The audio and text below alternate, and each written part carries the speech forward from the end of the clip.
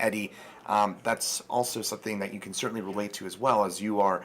This is a personal story for you. You are a recovering alcoholic. I know that this is something, obviously, that means a lot to you. If you wouldn't mind getting into the personal aspects of your own story. Yeah, it's funny because when I pitched this series to our boss, it's just obviously recovery like hits home for me, but I didn't expect to tell my story, and it was just asked if I thought it would be a good idea, if I'd be comfortable. And I speak at so many different meetings where I do tell my story that I'm just like, I've done it before. It comes natural.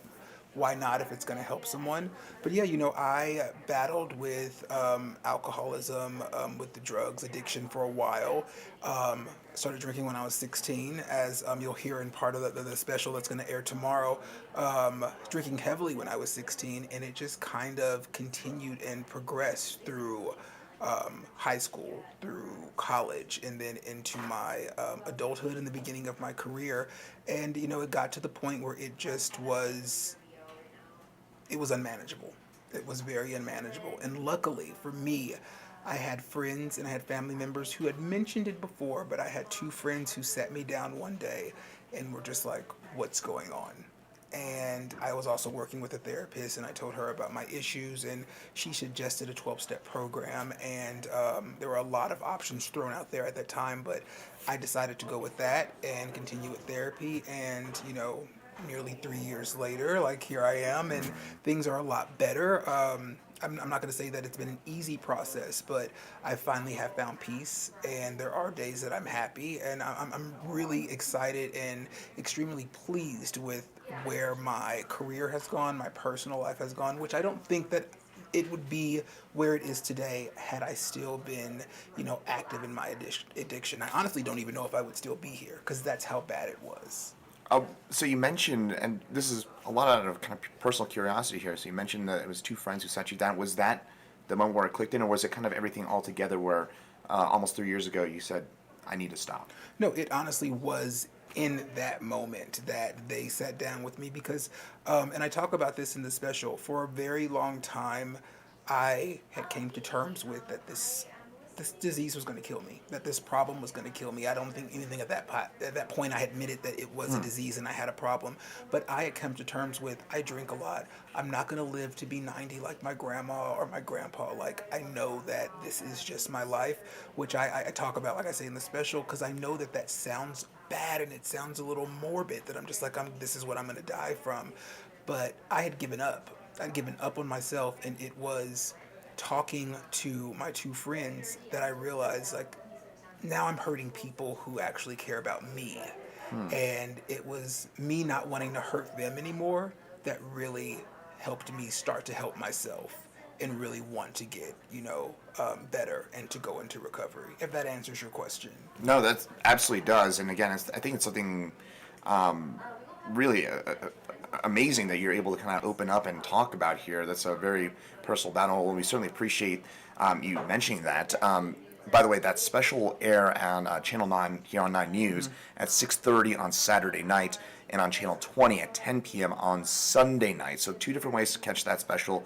But a lot of those stories that you told are ones that you could relate to, including the one we just kind of mentioned about the Steamboat Springs Addiction Center, Recovery Center, I should say, for men in, again, Steamboat Springs. Just tell us about some of those personal connections that you developed. Yeah, I was really lucky.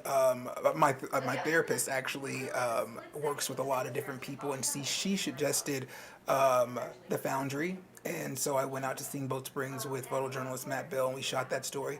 But she also suggested Denver Women's Recovery, and I really wanted to feature those two. I know that there are a lot of different, treatment centers, but I really liked that they're gender specific, and sometimes a lot of people believe that is the best way to go about recovery. Denver Women's Recovery Center works specifically with women, and then the Foundry specifically with men. So I wanted to go to both of those and hear their stories. And then there's those personal stories like Dylan Hurwich and Rick Lindsay, and I shared their stories. Both of those men very close to me, friends in recovery, and I've gotten to know them over time.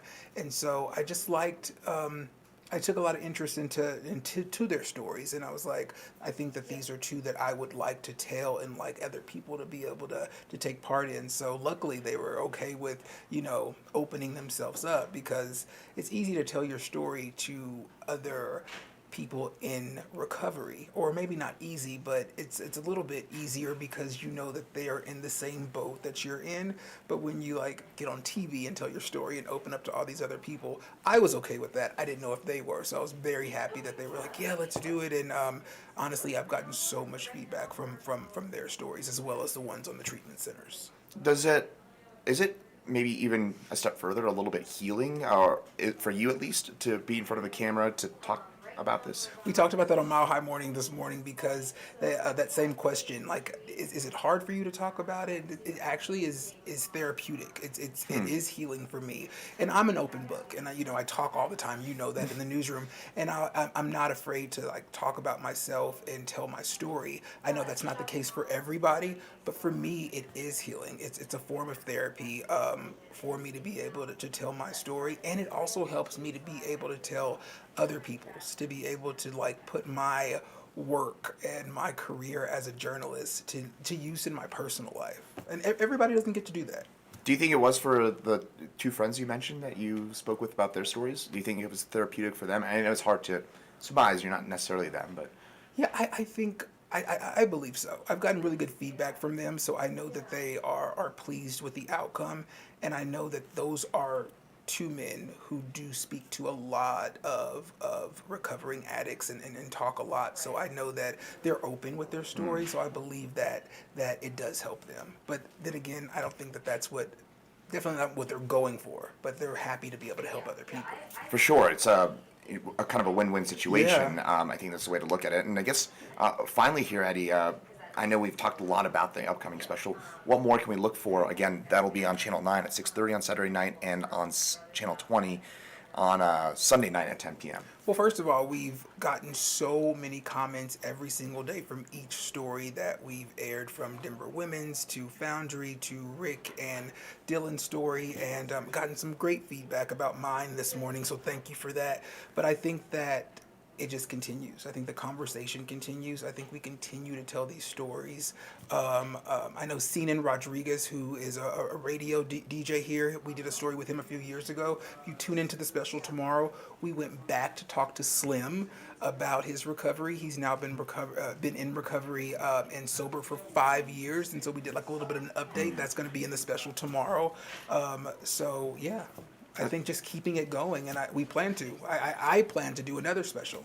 Okay, and Yeah.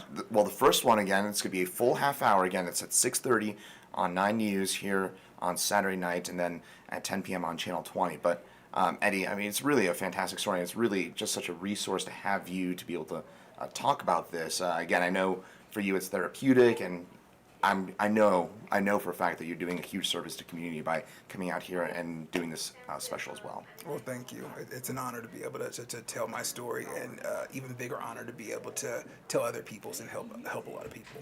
Well, 9 News reporter Eddie Randle, thanks for joining us here on 9 News Watch. That'll do it for your Friday. I'm Chris Bianchi, and again, have a great rest of your Friday, and check out that special again, 6:30 9 News on Saturday night, and at 10 p.m. on Sunday night on Channel 20.